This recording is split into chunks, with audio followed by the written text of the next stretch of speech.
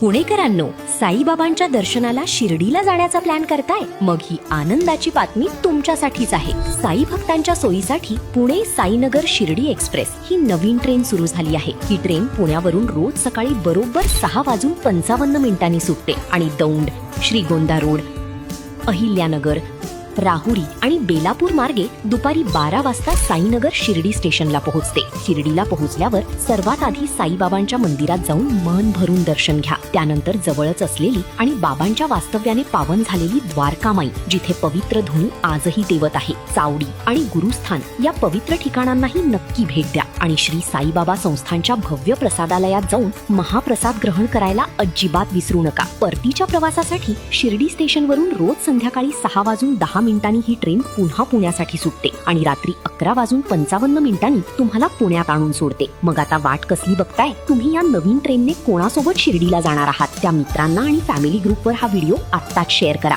आणि हो, जाण्याआधी कमेंटमध्ये ओम साईराम नक्की लिहा आणि पुणे ते शिर्डीच्या तिकीट दरासाठी पिन कमेंट चेक करा. धन्यवाद.